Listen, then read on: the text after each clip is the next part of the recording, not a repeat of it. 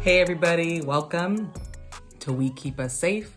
My name is Patrisse Cullors and I am the co-founder of Black Lives Matter and the executive director of the Black Lives Matter Global Network Foundation. We are here today to talk to y'all about what's happening in the world, what's happening in relationship to white supremacists, but most importantly, what's happening around Black life and how do we keep each other safe? You know, when the world watched the white supremacist attacks on the Capitol, we all had the same feeling. What do we do? And how do we handle this? Unfortunately, we have Black folks have been dealing with this for so long. And there are movement elders, Black movement elders in particular, who have gone through this kind of violence. And so we want to bring them into this powerful conversation to talk about how they've dealt with white supremacist attacks, how they have dealt with the issues of white supremacy at large. We also, at the Black Lives Matter Global Network Foundation, have 5 demands. Our demands are impeach, convict, and ban Trump from future political office. Expel treasonous Republican members from Congress who attempted to overturn the election. Launch a full investigation into the ties of Capitol Police and white supremacists. Permanently ban Trump from all digital social media platforms. We want to defund the police and pass the Breathe Act. So much of our history has been being unsafe in this country. We cannot rely on police. We can't rely on CIA and the FBI to keep us safe. And so we've created networks in our community to keep us safe. Someone who's been one of those people that have had my back and have kept me safe is Melina, Abdullah. She is my sister. She is my colleague, my comrade, and I love her so much. She is the co-founder of Black Lives Matter Los Angeles, one of the first chapters of the Black Lives Matter Global Network, and she has led our city to victory over and over again. Please welcome Melina Abdullah. Welcome, everybody. My name is Melina Abdullah. I'm co-founder of Black Lives Matter Los Angeles and co-director of Black Lives Matter Grassroots. Thank you so much, Patrisse, for welcoming us into this space. Thank you for your presence. Thank you for your continued work. And we are here to talk about how we keep us safe. Community-driven approaches to public safety. Everybody knows the threats that we're under. Everybody saw the mess that went down, the attempted coup at the Capitol, but also the white supremacy that's exploding all over this country in really, really violent ways that target Black life. And so we just want to lift up that the lessons that we learned throughout history, the lessons that have been passed down to us from our grandmothers, our parents, and that we live in our communities are still true. We keep us safe. I don't think there's any Black person on the planet who feels safer when police roll up behind them in traffic. I don't think that that's our first turn that we go to when we're feeling unsafe. And so we just want to underline the value of community building and think about where we might be headed over the next couple of weeks, especially. So this is kind of almost an emergency broadcast that we want to make sure that we're not moving based on fear, but we are moving based on preparedness. We want to prepare ourselves for what might go down. And if nothing goes down, then we ready so we ain't got to get ready, right? So we stay ready so we ain't got to get ready. We got 3 of my favorite people on the planet and 3 of the most brilliant minds around this question of community-driven safety joining us today for the conversation on how we keep us safe. And included are Mama Trudy Goodwin, a member of the Black Panther Party here in Los Angeles. She's also a member of Black Lives Matter Los Angeles, continues to contribute to wellness and healing, radical healing, healing justice as a part of Dignity and Power Now, and is just a mentor and a true mama to so many of us who are trying to move forward in this work. Next up, we'll have Baba AK, Dr. Akinyele Umoja, who is a professor of African American Studies at Georgia State University, author of the book We Will Shoot Back, and co-founder of the Malcolm X grassroots movement, who is going to ground us into the history of our right to self-defense, right? So we're just coming off a King Day. We need to make sure that we understand the legacy, the full legacy of civil rights and everything that moved forward and came before that. And then finally joining us is my dear friend, Lumumba Bandele of the Malcolm X grassroots movement. He has been involved in movement work, I'm gonna say since before I was in it, because you got a lot of gray hair now. And so I'm gonna say, pretend like I don't have this patch right here. We're gonna talk about where we are right now, and he's gonna also give us some tips for how to move forward, help us to establish some protocols. And so we just want this to be an informative conversation, but also a conversation that's really grounded in Black love. And that's what keeping each other safe is about, is loving each other, is at the end of Asada, we say we must love and protect one another. How do we operationalize that? How do we make sure that we love and protect one another in the midst of crisis, but also all the time? So with that, I want to open up the conversation to the one I get to call my mama, my LA mama, Mama Trudy Goodwin. Welcome and thank you for being here. And full disclosure, I asked everybody like last night, and we're really, really grateful that we have such brilliant minds and committed folks willing to do this on behalf of the people. Thank you, Mama True. Absolutely. It sort of goes back to one of the statements that you made a few minutes ago, Melina.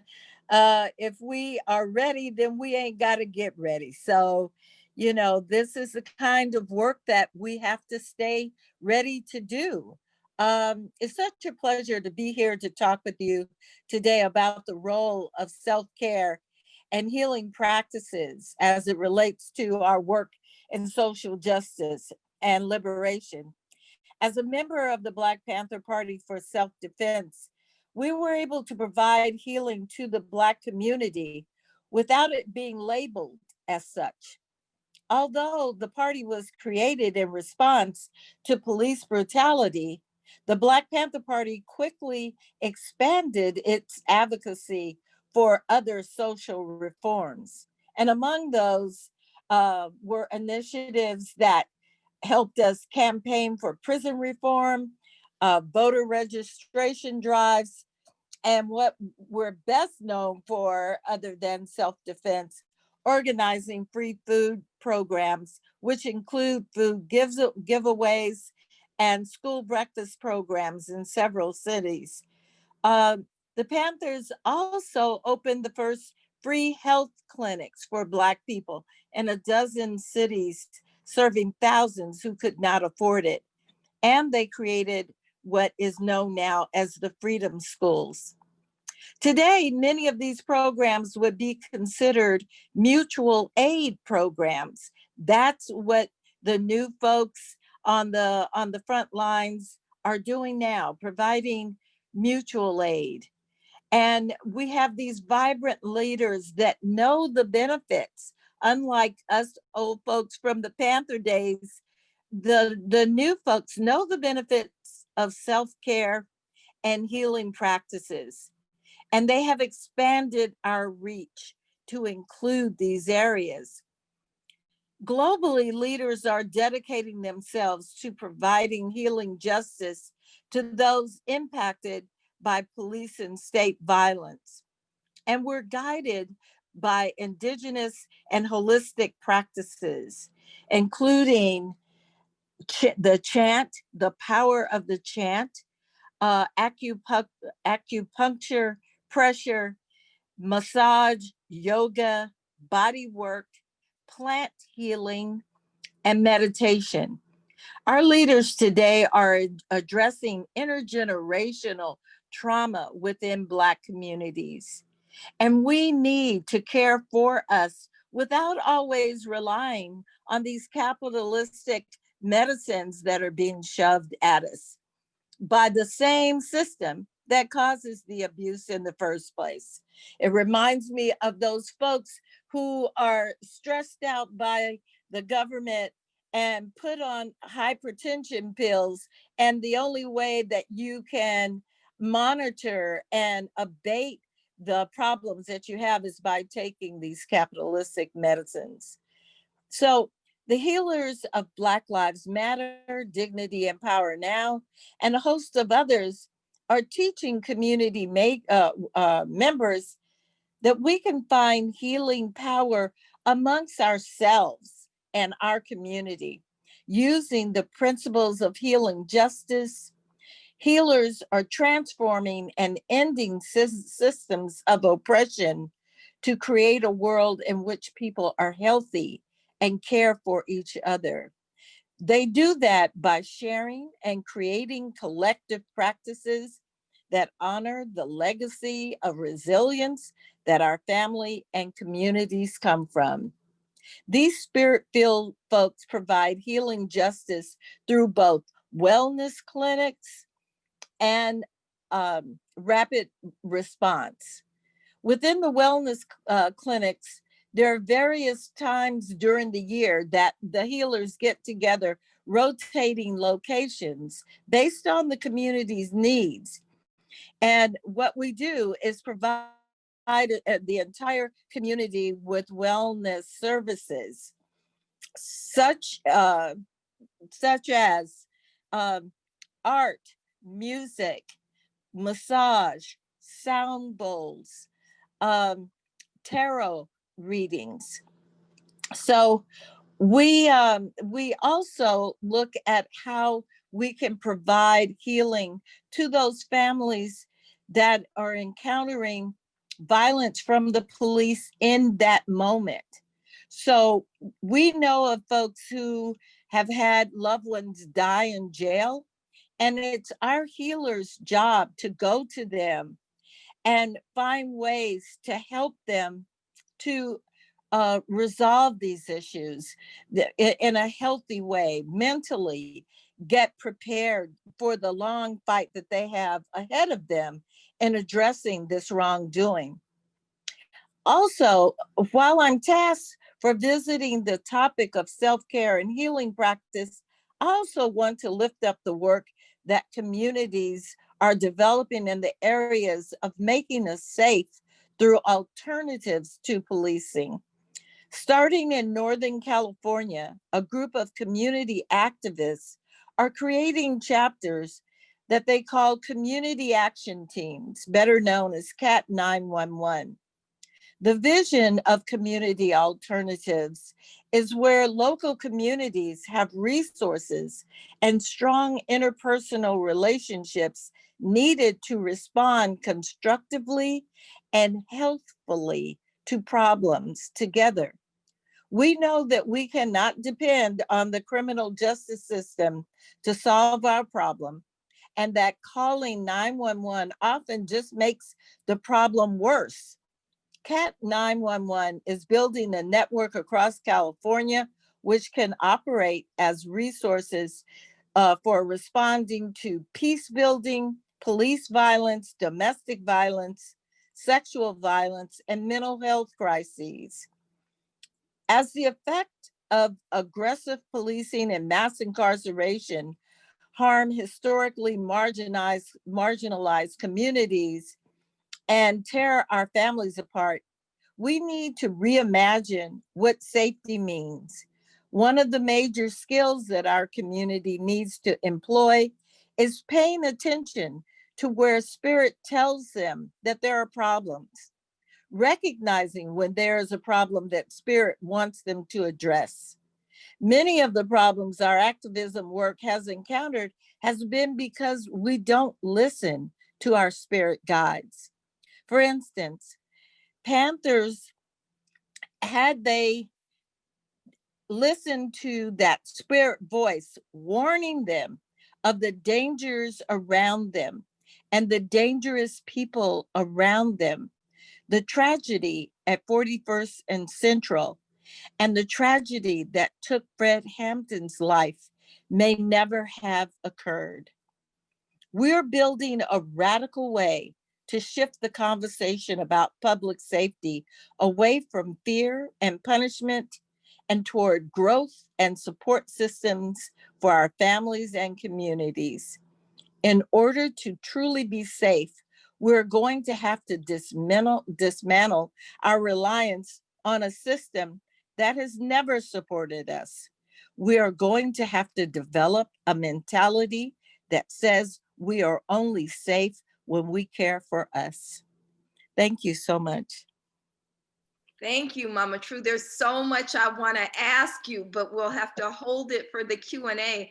I just want to underline that point that you made about spiritual practice also being a part of our safety plan, that spirituality is essential, listening to who you called our spirit guides. Also, the importance of healing justice, because in the beginning I was going, well, what does meditation have to do with safety? But it grounds us and centers us so we can move from a space not of panic, but move intentionally through even the most dangerous of situations. And so healing justice has to be something that we invest in, especially in moments of crisis. So thank you for reminding us of that. And I want to pass it on to Baba AK to talk with us a little bit about what community self-defense might look like. Yes, and on behalf of the women, men, and youth, the Malcolm X grassroots movement, I'd like to say free the land. And I want to thank my sister, Melina Abdullah, and our comrades in Black Lives Matter for allowing me to have a few minutes just to talk about this subject.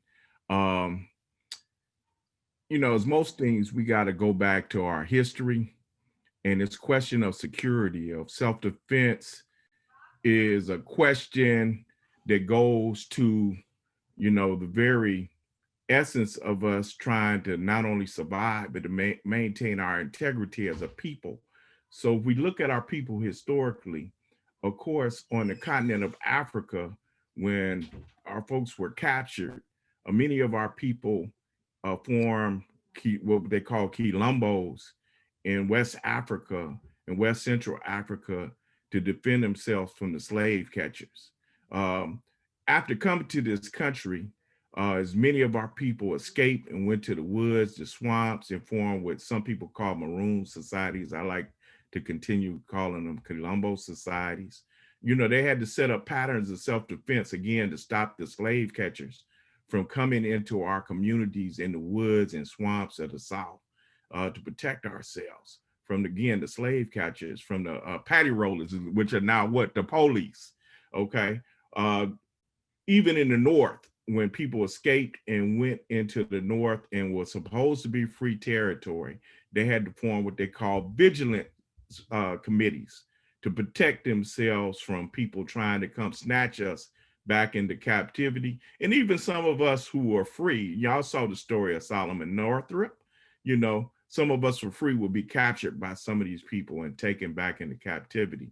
So we've always had the need for some sort of protection, self-defense, some community-driven solutions. We damn sure needed some community-driven solutions at that time. We had to come up, because this question of self-defense is not an individual question.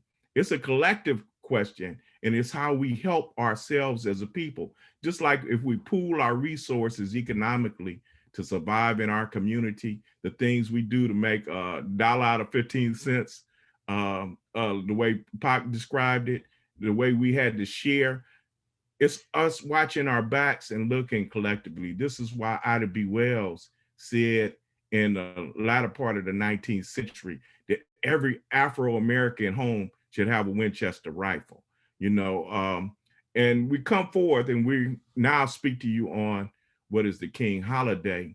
Nonviolence was also a great weapon that was used in our struggle. And of course, BLM has used nonviolence, right? As to use our disruptive capacity as a people, as an offensive weapon even.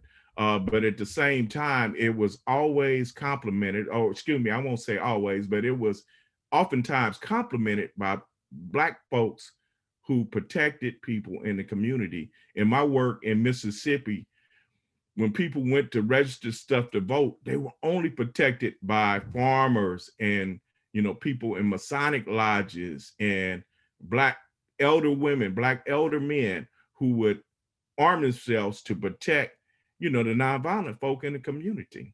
It was always complemented. They would not have survived without this without this armed capacity in our community and this sense of Black people watching each other's backs. I also have to add that if we talk about community-driven solutions, this question of self-defense, even armed resistance, is not just about guns. Number one, in our movements, we have to have a strong relationship with our communities, with the people. In fact, the people will watch our backs. But for those of us who are activists, if we aren't engaged in dealing with the everyday folk in our community, that's who watches your back. During the days of the civil rights movement, who was the intelligence? Who was the CIA of the movement at that time? It was Black women working in white folks' homes, right? It was them who were able, I saw them in my research, oftentimes would find a list of people who were supposed to be hit by the Ku Klux Klan and others. It was them who would hear the conversations of white supremacists as they were making their plans. So we have to have a good relationship with our people in the community to be able to be our alert system and also just to have our back, and when I say have our back, I'm talking about activists. Really, if we talking about self-defense, it has to be that the community sees this as their problem, not just a few of us in the movement who see it as our problem, right? It has to be tied to our people. We must also say that security goes beyond the Black community even, but we have to look at what alliances we have, not only inside the United States, but internationally. We started off, Melina talked about Sister Assata Shakur, and she lives liberated in Cuba because of the relationship that Cuba has with oppressed people around the world. So we have to begin to support and be in alliance and in solidarity with oppressed people around the world and with progressive governments around the world. These are our community-driven solutions, and we salute you for having this conversation, and I'm waiting to have it with others. Thank you again, and free the land. Free the land. Thank you, Dr. Akinyele Umoja Baba AK. We want to move to Lumumba Bandele. Thank you so much for joining us. The youth of the panel, continue. You said what? The youth on the panel. The youth on the panel. Look, I'm the youth on the panel. Okay. You're catching up though, Lumumba. But that's a blessing.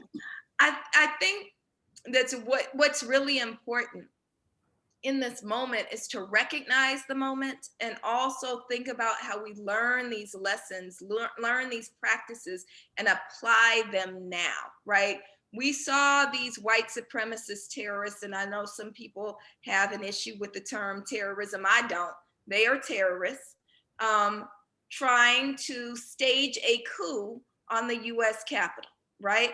But it's not just what happened in Washington, D.C., which was an absolute unveiling of the depth of white supremacy in this country. It's also what happened all around the country, right? So here in Los Angeles, we had two of our folks brutally beaten at one of these white supremacist solidarity rallies, right? So there was a sister who's not a movement person, who was simply walking home, and some white man like accosted her and said something about Donald Trump, and she flipped him off, as she should have, right? And they grabbed her and beat her and maced her, and the police were standing there and did absolutely nothing. And thankfully, we had our folks from National Lawyers Guild legal observers who were able to move her out and get her to safety. We also had one of our young brothers from the movement. He just turned 19 years old, Christian, who was there. And I want to be clear that Black Lives Matter, we recommend that people not engage in the counter protests in Black Lives Matter. It's not because we believe in pure nonviolence. It's because we believe in fighting on our own terms. And we are not white supremacist hunters, right? So if they come to our neighborhood, then we got to get down. But if they out in Anaheim or even downtown and we hadn't planned to be there, we don't need to go and seek them out. That's what we believe. Christian has his own beliefs. And so he was present for a counter protest. And we also want to uplift that people absolutely have the right to do what they want to do. Christian was grabbed and maced and beaten, right? And so it's important that we remember that this unveiling of white supremacy is not just about what happened on January 6th at the Capitol, as these white folks were scaling walls and breaking buildings, breaking into glass doors and doing whatever white privilege enabled them to do, even to engage in a siege. It's also about what's happening all across the country, including and especially when we look at the surge in white supremacist violence, it's especially happening in urban centers like Los Angeles, like New York, where Lumumba is, like Atlanta. We know that the white supremacists were coming in, and we're grateful to BLM Atlanta for engaging in work right now, keeping our unhoused communities safe from white supremacy. So they actually provided hotel rooms for 103 unhoused people as the white supremacists invaded their space. So I wanna, sorry for the long kind of preface, but I wanna kind of move us into this exact moment and get your handle, Lumumba, on what you see happening, and give us some best practices, some protocols as we move forward. Perfect. Yes, I'll do that. And thank you again for having me on this. And this conversation is very timely. It's always necessary, particularly for our organizations who are engaged in different levels of work, whether we recognize it as racial justice, social justice, class justice, but to understand where we are in this moment is significant. And I want to lift up much of what Mama Trudy and Baba AK said, and just really return ourselves to some fundamental purposes that we have as organizers, which is to really to build holistically healthy and self-determined communities, right? That means we work consistently to build healthy individual and institutional relationships in our shared spaces. And so we want to make sure we do that on a regular basis so that when crisis comes, we are not trying then to get to know people so that they can help us out. We have really honest, organic relationships that are built on trust, that are built on everyday relationships. The other thing is real important to note. I think that there were some assumptions by many of us who have been doing this work for some decades now, that organizations knew that what's essential and is just a no-brainer is that you have to have a security coalition or component in your formations. And we found that not to be true. And so many people have not created that. And so what's essential is to make sure that people be really clear that every organization doing this work must have as part of its function and culture a security component designed to protect the organization's interests, members, and work. What that is, you determine. How that functions, you determine. At the end, I'll share some resources that can help guide you through that process, but it is absolutely fundamentally a necessity. It's not up for debate, it's a necessity. And the character of that security component also will reflect the distinct nature of each organization. And so in this heightened and volatile moment, it's necessary that we be clear of the nature and purpose of our organizations and our work. If you're not explicitly engaged in clandestine work, don't talk like it, don't act like it, don't imply that you are, don't front, all right? Don't confuse this with the support, the necessary support of understanding our role within armed struggle, because there's a difference. But be clear that if that's not what you do, don't front like you do, okay? And so I wanted to share a few pointers. Number one, always be clear of the organizational work, particularly actions that you're attending, of the political history, issues in nature and objectives of that work. When you're going somewhere showing up representing your organization, you need to be really clear why you're there, what the objectives are, what the individual purpose is, overall purpose. So you're really clear, you won't be distracted, right? That's what you are there to do, and be clear about that. Always practice security consciousness and try to meet up before an event to check in and know who you're rolling with and are responsible for at that particular event. Melina, you said it, do not roll places alone. Absolutely not. Please don't do that. Make it a very common practice within your formations to make sure that people are paired up at the very least. But in that paired up process, people check in when they reach somewhere, make sure they're in constant communication, if not eye contact while they're there, and certainly make sure you leave together. You do not leave any one person behind at an event. The other thing is the security chain of command should be established for each event.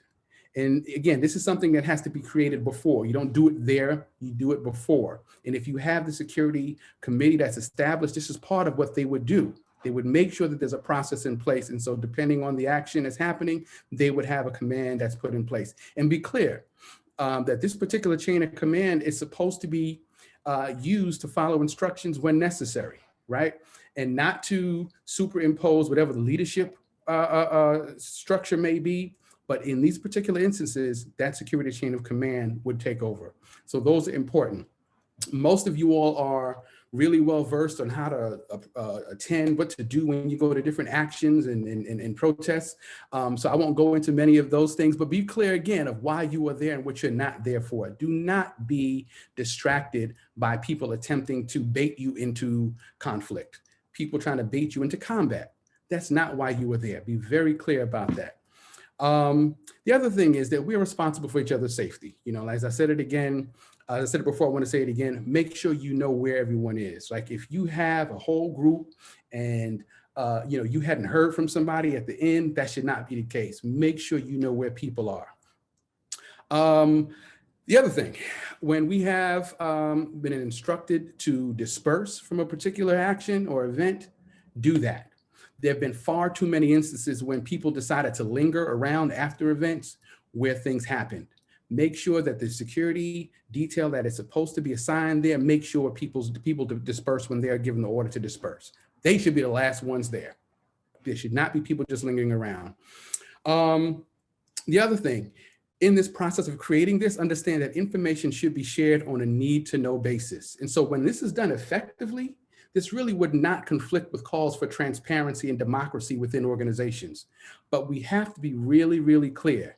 We should not be putting out the internal functions and sensitive information of our organization because people want transparency. Information should be shared on a need-to-know basis. That kind of discipline is absolutely necessary. The other few pieces, one, is that if law enforcement knocks, it's absolutely essential to make sure that you have an organizational protocol in place, right? One of those things should absolutely include having an attorney on call. I'm going to leave in this particular conversation resources for that have been put up by the Movement for Black Lives, Vision Change Win, Center for Constitutional Rights, and other vetted sources that have given some very good resources on how to move in these particular instances. It's very important that you have a plan for that. The other few things, social media is absolutely an essential tool that people have been utilizing, but make sure you're using it in a safe way. Make sure you are not sharing intelligence and other information that can be used to make the opposition's work easier. Do not share the location of your home, broadcast your calendar, where you're going to be for the week. In fact, try not to do things like live stream from outside of your home. Try not to, put other people who are not necessarily who don't need to be, in some of those things on there. If you have family that's really not involved, don't put your children at risk. Don't do things like that. You want to make sure that you're really intentional with how you move in some of these spaces. So I want to pause there and just share that if nothing else, Two things. Our work as organizers is always to make sure that we are building healthy, holistically self-determined communities, that we are in alliance, in allegiance with similar organizations and communities who function accordingly, and that we are building those kinds of relationships consistently. Our safety really depends on us. Our safety depends on us, and we have to be able to create these processes, these structures to make sure that that is actually what happens. So I'll stop there. So that was extremely helpful. And I'd love for us to kind of go into conversation. And Lumumba, I actually want you to pick up on something. One of the things that I've noticed is, and you said don't front, so I'm not going to front. I am not a security expert, right?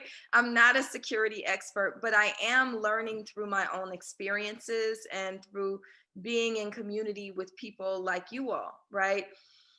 And one of the things that I'm learning is that, and it's part of our practice as African people, is the truth of how community keeps us safe. So many of you know that my home was swatted a couple months ago, and police surrounded my home. They supposedly got a call from a white supremacist, at least that's what it sounded like. Like he sounded like a stereotypical Southern white man, right? Saying that he was holding me hostage, but it was real clear because he said he was targeting me because I was BLM. So the police were complicit, right? And participatory, right?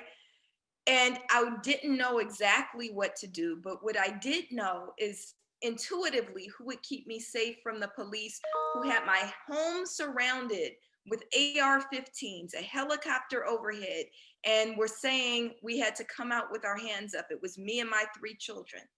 What I didn't know intuitively is I needed to call in community members to help me. And that if I didn't, if there were no eyes, they were gonna kill me, right? And when I did that, you know, it took a few moments, but I had to make sure the children were okay. But when I came out, I looked and the street was full with my neighbors. My neighbors had poured out into the street.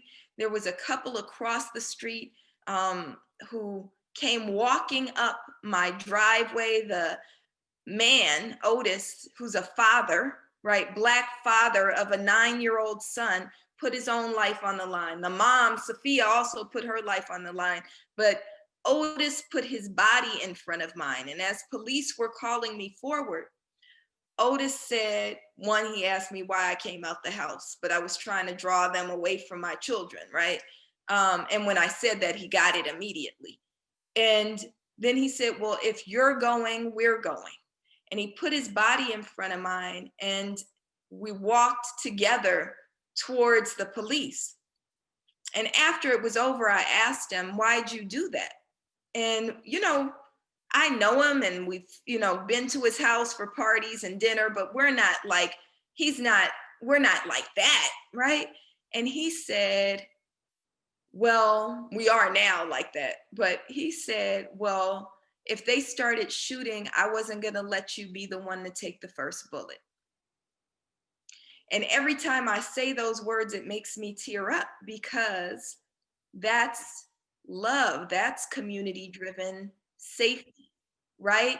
And so I want us to understand the significance of that. And I think, Lumumba, where I'd love for you to jump back in is around, you gave us some tremendous tools for movement folks, but I think that there's also, Black people are targeted for being Black, not just being a part of Black Lives Matter, just because you Black. Like the reason there is a Black Lives Matter is because Black people are targeted for being Black.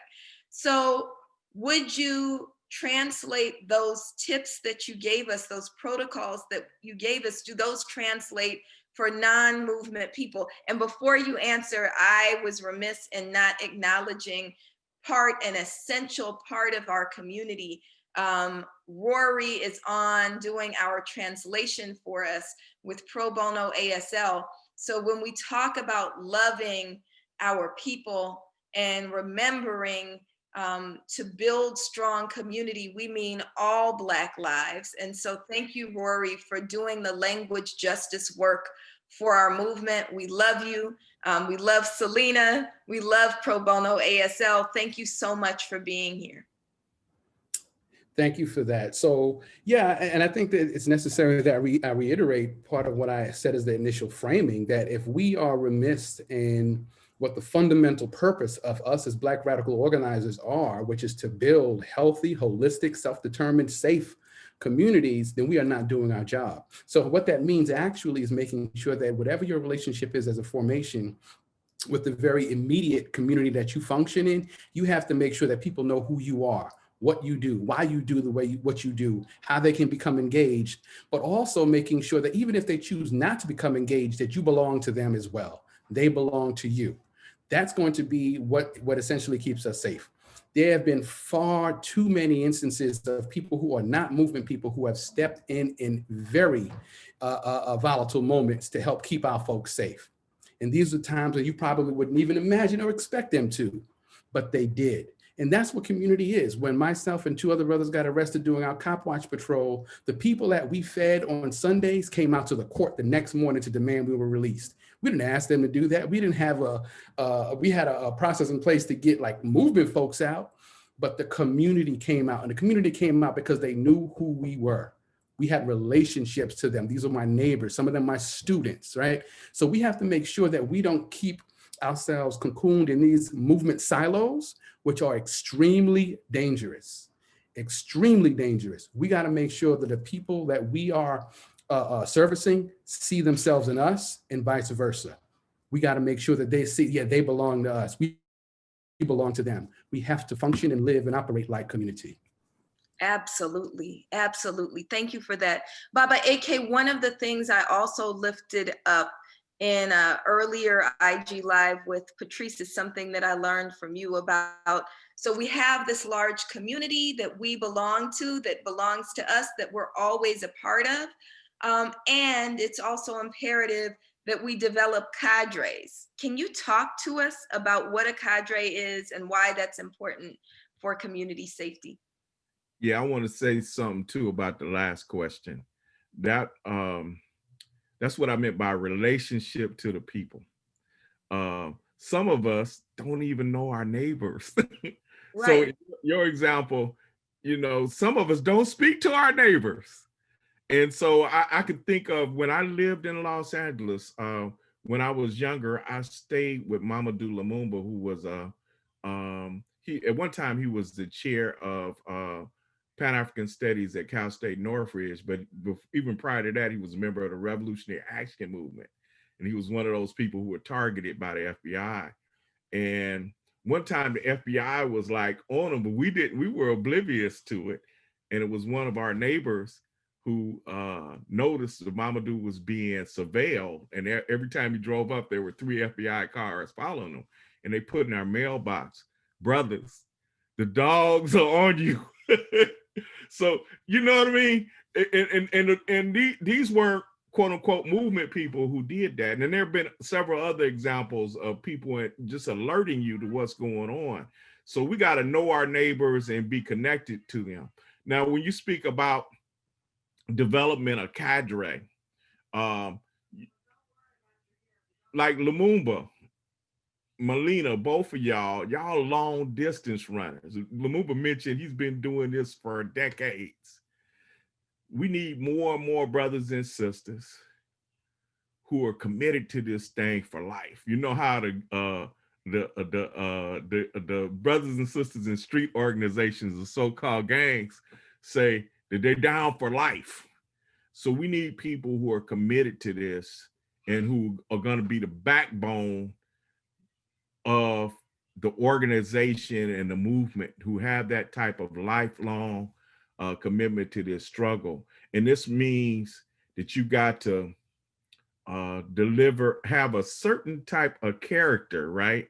If you're like somebody always trying to cause some division, if you're somebody who's always like being divisive, if you're a brother and you trying to be dominant over women, things like that. They're divisive to a group.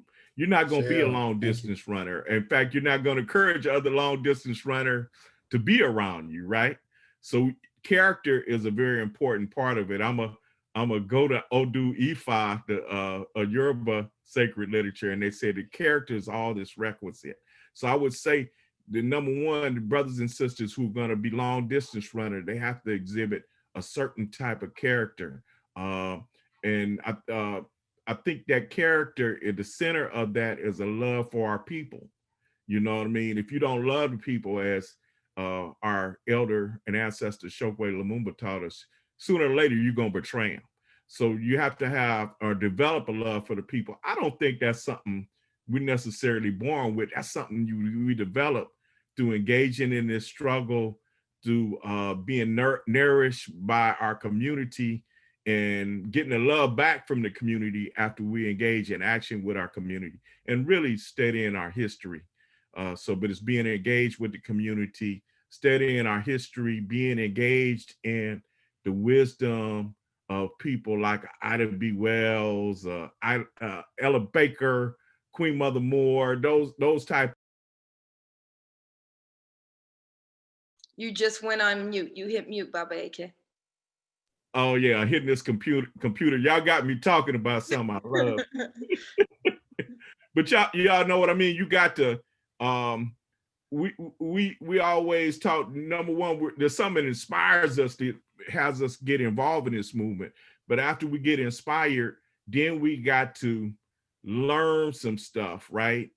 And then that interaction between whatever inspired us to get there with what we're learning and studying and being refreshed. When I say studying too, I'm not just talking about what we read, but even in being involved in these conversations with other brothers and sisters, we learned a lot.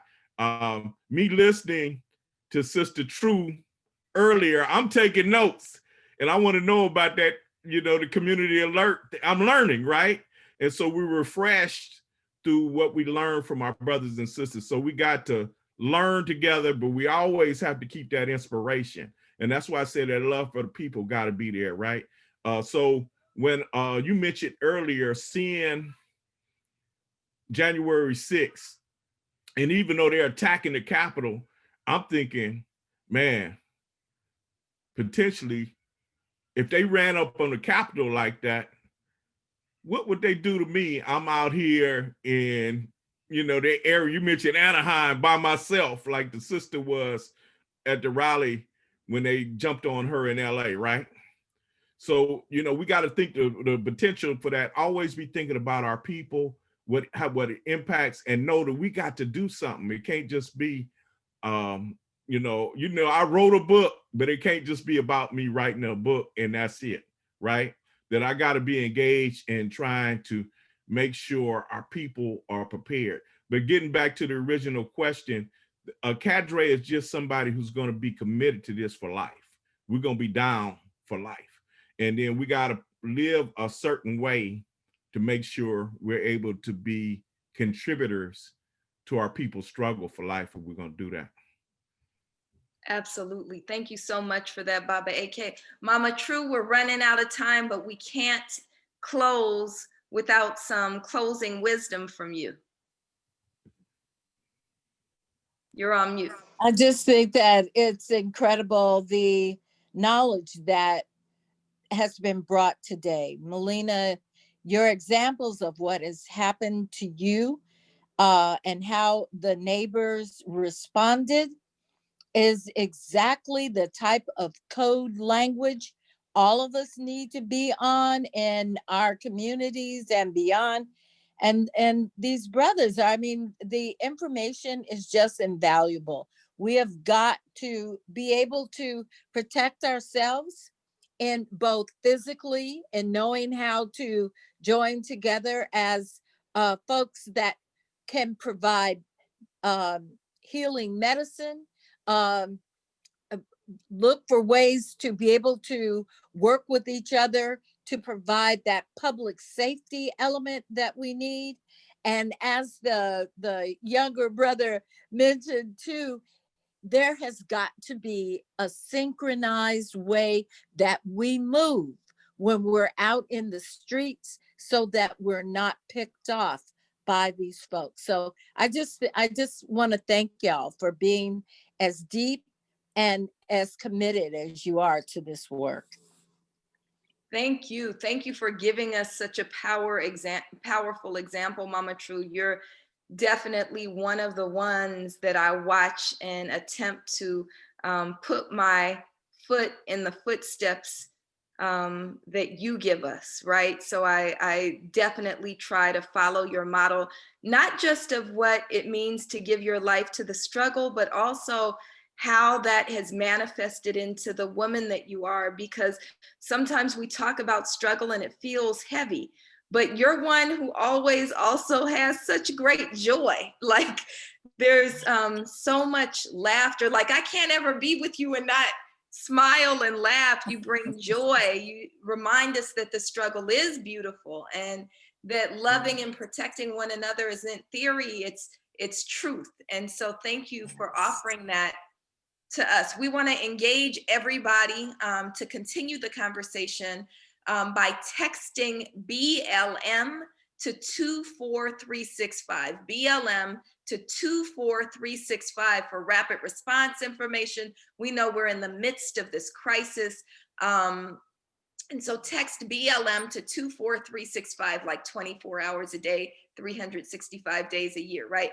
BLM to 24365 to get text updates. We know that there are threats coming in the form of white supremacy, in the form of violent police. Those are not mutually exclusive categories.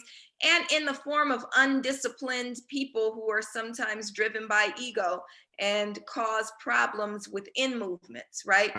We also know that there's things that we can do right now, whether you're in the movement or not, to protect ourselves. One, develop a circle of trust. Make sure that you have people around you who love you and protect you and who you can share information with, right?